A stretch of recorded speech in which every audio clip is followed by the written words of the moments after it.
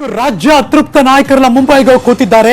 ಜನ ಇಲ್ಲಿ ಒದ್ದಾಡ್ತಿದ್ದಾರೆ. ರಾಜ್ಯ ರಾಜಕಾರಣದಲ್ಲಿ ಏನಾಗ್ತಿದೆ ಅಂತ ಗೊತ್ತಿಲ್ಲ. ಇದೀಗ ರಾಜ್ಯದ ಜನತೆ ಆ ಎಲ್ಲ ರಾಜಕಾರಣಿಗಳಿಗೆ ಛೀ ಥೂ ಅಂತ ತಮ್ಮ ಆಕ್ರೋಶವನ್ನ ಹೊರ ಹಾಕ್ತಿದ್ದಾರೆ. ಮುಂಬೈಗೆ ಹಾರಿದವರ ಮುಖಕ್ಕೆ ಈ ಮೂಲಕ ಮಂಗಳಾರತಿ ಎತ್ತಾ ಇದ್ದಾರೆ. Breaking news. ಎಲ್ಲರೂ ಒಬ್ರು ಶಾಸಕರನ್ನ ಹಿಡ್ಕೊಳಕ್ ನೋಡ್ತಿದ್ದಾರೆ ಹೊರತು ಆಕ್ಚುಲಿ ಏನು ಕರ್ನಾಟಕದಲ್ಲಿ ಏನ್ ನಡಿಬೇಕು, ಎಷ್ಟು ಇಂಪಾರ್ಟೆಂಟ್ ಜನಗಳಿಗೆ ಏನ್ ಕೊಡಬೇಕು ಅನ್ನೋದನ್ನ ಅವ್ರಿಗೆ ಗೊತ್ತಾಗ್ತಾ ಇಲ್ಲ. ಬರೀ ಎಲ್ಲರೂ ಶಾಸಕರನ್ನ ಹಿಡ್ಕೊಳ್ಳೋಣ, ನಮ್ಮ ಪಕ್ಷನ ಸ್ಟ್ರಾಂಗ್ ಮಾಡೋಣ, ಅವ್ರನ್ನ ಹೇಳ್ಕೊಳ್ಳೋಣ, ಇವ್ರಿಗೊಂದಿಷ್ಟು ದುಡ್ಡು ಕೊಟ್ಬಿಟ್ಟು ಅಥವಾ ಅವ್ರಿಗೊಂದಿಷ್ಟು ಆಸೆ ಇದ್ ಮಾಡ್ಬಿಟ್ಟು ಎಲ್ಲ ಗೋಳೋಣ ಅಂತ. ಸಂಪೂರ್ಣವಾದ ಬೆಂಬಲ ಕೊಡ್ಲಿ ಅಂತ ನಾವು ನಮ್ಮ ಶಾಸಕರನ್ನ ಗೆಲ್ಸೋದು. ಇವ್ರು ನೋಡಿದ್ರೆ ಇವ್ರಿಗೆ ಎಷ್ಟು ಬೇಕಷ್ಟು ತಲೆಮಾರ್ಗಾಗೋಷ್ಟು ದುಡ್ಡು ಮಾಡ್ಕೊಂಡಿವ್ರು ಎಲ್ಲ ಹೊರದೇಶಕ್ಕೆ ಹೋದ್ರೆ ನಮ್ಮಂತವ್ರು ಓಟ್ ಹಾಕ್ದವ್ರು ಎಲ್ಲಿಗೆ ಹೋಗ್ಬೇಕು ಸರ್? ನಾವು ಈ ರೀತಿ ಆಗುತ್ತೆ ಅಂತ ಗೊತ್ತಿರ ನಾವು ಓಟ್ ಹಾಕ್ತಿರ್ಲಿಲ್ಲಪ್ಪ. ಇವ್ರನ್ನೇನಕ್ಕೆ ನಾವು ಎಲ್ಲಾ ಜನರು ಒಗ್ಗಟ್ಟಾಗಿ ಓಟ್ ಹಾಕ್ಲಿಲ್ಲ ಅಂದ್ರೆ ಇವ್ರೆಲ್ಲಿ ಗೆಲ್ತಾರೆ? ಇವ್ರು ಈ ತರ ಅರ್ಧಕ್ಕೆ ರಾಜೀನಾಮೆ ಕೊಡ್ಲಿ ಅಂತ ನಾವು ಮಾಡೋದು. ಇವ್ರಿಗೆ ಕಮಿಷನ್ ಅವ್ರೆ ಇವ್ರಿಗೆ ಏನಾರ ಮಾಡ್ಬೇಕು. ಇವ್ರಿಗೆ ಸರ್ಕಾರನ ಸಂಪೂರ್ಣವಾಗಿ ಉರುಳಿಸಿ ಇವ್ರಿಗೆ ಮತ್ತೆ ಎಲೆಕ್ಷನ್ಗೆ ನಿಲ್ಬಾರ್ದು, ಆ ರೀತಿ ಮಾಡ್ಬೇಕು. ಹೋಗಿ ಮುಂಬೈ ಡೆಲ್ಲಿ ಹಿಂಗೆಲ್ಲ ಕೂತ್ಕೊಂಡ್ರೆ ಇಲ್ಲಿ ಓಟ್ ಹಾಕಿರೋ ಜನ ಯಾರು ಕೇಳ್ಬೇಕು?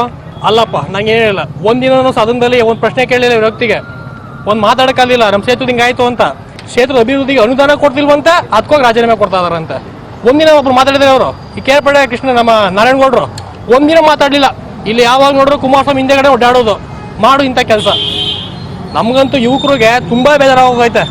ಈ ರಾಜಕಾರಣಿಗಳನ್ನ ಡಿಸ್ಕ್ವಾಲಿಫೈ ಮಾಡಿ ಉಗ್ಗಿ ಓಡಿಸ್ಬೇಕು. ಮೊದಲು ಅವ್ರ ರಾಜಕಾರಣ ಮಾಡಕ್ಕೆ ಅನ್ಲಾಯಕು.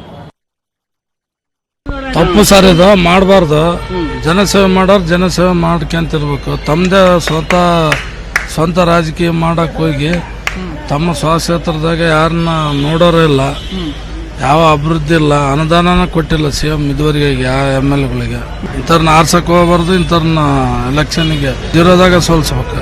ಮುಂಬೈಗೆಲ್ಲ ಹೋಗ್ಯಾರಲ್ಲ ಅವರು, ಇವ್ರಿಗಿನ್ನ ಅವರು ಇದು ಮಾಡ್ತಿದಾರೆ. ನಾವು ಒಕ್ಕಲ್ತನ ಮಾಡೋರು ಗೊತ್ತಿಲ್ಲದ ರಾಜೀನಾಮೆ ಕೊಡ್ಬೇಕು. ನನಗೆ ಬೇಸರ ಆಯ್ತಪ್ಪ, ಒಕ್ಕಲ್ತನ ಮಾಡೋದು ಆಗೋದಲ್ಲಪ್ಪ ಅಂತ ನಮ್ಮಪ್ಪ ಹೇಳ್ಬೇಕು. ಅಂಥದ್ದೆಲ್ಲ ಬಿಟ್ಟು ಅವರೆಲ್ಲ ವಿದ್ಯಾವಂತರು, ಅನುಭೋಗಸ್ಥರು, ರಾಜಕೀಯ 30 ವರ್ಷದಿಂದ ಮಾಡಿದಾರು ಹೋಗ್ಯಾರಂದ್ರೆ ಮತ್ತೆ ಅದನ್ನ ಯಾರು ಹೇಳ್ತಾರೆ? ಬೇಲೆದ್ದು ಹೊಲ ಮೇದಂಗೆ ಆಗೈತಿ. ದೆಹಲಿ ಅಂಗಳದಿಂದ ಬರ್ತಿರುವಂತಹ ಬ್ರೇಕಿಂಗ್ ನ್ಯೂಸ್. ಈ ಬಾರಿ ಕೂಡ ಇಲ್ಲ ಕೈಗೆ ವಿಪಕ್ಷ ನಾಯಕನ ಪಟ್ಟ. ಈಗ ಕಾಂಗ್ರೆಸ್ಗೆ ಮತ್ತೊಂದು ಮಹಾಶಾಕ್. ರಾಹುಲ್ ಗಾಂಧಿಗೆ ಮೊದಲಿನ ಸಾಲಿನ ಸೀಟ್ ಯಾಕೆ? ಹಾಗಿದ್ರೆ ಇದೀಗ ಬರ್ತಾ ಇದೆ ಬ್ರೇಕಿಂಗ್ ನ್ಯೂಸ್. ಅಧಿವೇಶನದ ಮೊದಲ ದಿನ ಮೊದಲ ಸಾಲಲ್ಲಿ ರಾಹುಲ್ ಗಾಂಧಿ, ತಾಯಿ ಸೋನಿಯಾ ಗಾಂಧಿ ಅವರ ಪಕ್ಕದಲ್ಲೇ ಕೂತಿದ್ದಾರೆ ರಾಹುಲ್ ಗಾಂಧಿ. ಈಗ ರಾಹುಲ್ ಸ್ಥಾನದ ಕುರಿತು ಹಗ್ಗಜಗ್ಗಾಟ ಶುರುವಾಗಿದೆ. Big breaking news.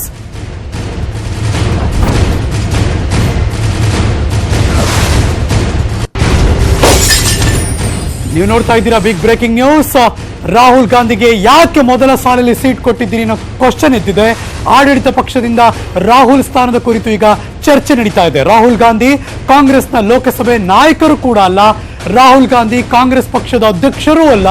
Rahul Gandhi ಸದ್ಯ ಒಬ್ಬ ಎಲ್ಲರ ತರ ಇವರು ಕೂಡ ಒಬ್ಬರು ಸದಸ್ಯರು ಮಾತ್ರ, 50ರಲ್ಲಿ ಒಬ್ರು. ಹೀಗಾಗಿ ರಾಹುಲ್ ಗಾಂಧಿ ಯಾಕೆ ಮೊದಲ ಸಾಲಿನ ಗೌರವ ಅಂತ ಲೋಕಸಭೆಯಲ್ಲಿ ಈ ಹಗ್ಗ ಜಗ್ಗಾಟ ಕೂಡ ಶುರುವಾಗಿದೆ. ಸಾರ್ವಜನಿಕ ಲೆಕ್ಕಪತ್ರ ಸಮಿತಿಯಲ್ಲೂ ಕೂಡ ಇಲ್ವೇ ಇಲ್ಲ ರಾಹುಲ್ ಗಾಂಧಿ.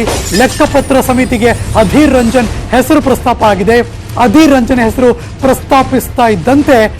ಪ್ರಸ್ತಾಪಿಸಿದ್ದಾರಂತೆ ಸೋನಿಯಾ ಗಾಂಧಿ ಕೂಡ. ಸೊ ಹಾಗಾಗಿ ಸಾಮಾನ್ಯರಲ್ಲಿ ಸಾಮಾನ್ಯವಾಗಿ ಪ್ರಮುಖ ವಿಪಕ್ಷಕ್ಕೆ ಲೆಕ್ಕಪತ್ರ ಸಮಿತಿ ಅಧ್ಯಕ್ಷ ಸ್ಥಾನ ಸದ್ಯ ರಾಹುಲ್ ಗಾಂಧಿ. ಸೊ ಹಾಗಾಗಿ ಲೋಕಸಭೆ ಸದಸ್ಯ ಮಾತ್ರ ಅವರಾಗಿರೋದ್ರಿಂದ ಅವ್ರನ್ನ ಯಾಕೆ ಮುಂದಿನ ಸಾಲಲ್ಲಿ ಕೂರಿಸ್ತಾ ಇದ್ದೀರಾ ಅಂತ ಈಗ ದೊಡ್ಡ ಮಟ್ಟದ ಪ್ರಶ್ನೆ ಎದ್ದಿದೆ.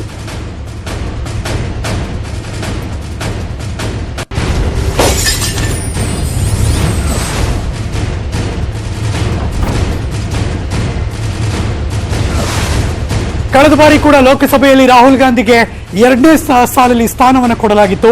ಈ ಬಾರಿ ಕೂಡ ರಾಹುಲ್ ಗಾಂಧಿಗೆ 2ನೇ ಸಾಲಲ್ಲಿ ಸಿಗುವಂತಹ ಸಾಧ್ಯತೆ ಇದೆ. ಸರ್ಕಾರ ಕೂಡ ರಾಹುಲ್ಗೆ ಮೊದಲ ಸಾಲು ಬೇಡ ಅಂತ ಇದೆಯಂತೆ. ಸೊ ಹಾಗಾಗಿ ಲೋಕಸಭೆಯಲ್ಲಿ ಅವರಿಗೆ ಮೊದಲ ಸಾಲು ಸಿಗೋ ಡೌಟು. ಲೋಕಸಭೆಯಲ್ಲಿ ಈ ಬಾರಿ ಮೊದಲ ಸಾಲಲ್ಲಿ ಕಾಂಗ್ರೆಸ್ಗೆ 2 ಸ್ಥಾನ, ಒಂದು ಸೋನಿಯಾ ಗಾಂಧಿ ಅವರದ್ದು, ಮಗದೊಂದು ಅಧೀರ್ ರಂಜನ್ ಚೌಧರಿ. ಮೊದಲ ದಿನ ಮೊದಲ ಸಾಲಲ್ಲಿ. ಸೊ ಮುಂದೆ ರಾಹುಲ್ ಗಾಂಧಿಗೆ 2ನೇ ಸಾಲಲ್ಲಿ ಸೀಟ್ ಸಿಗುತ್ತೆ ಅನ್ನೋದು ಈ ಕ್ಷಣ ಬರ್ತಿರುವಂತಹ ಬ್ರೇಕಿಂಗ್ ನ್ಯೂಸ್.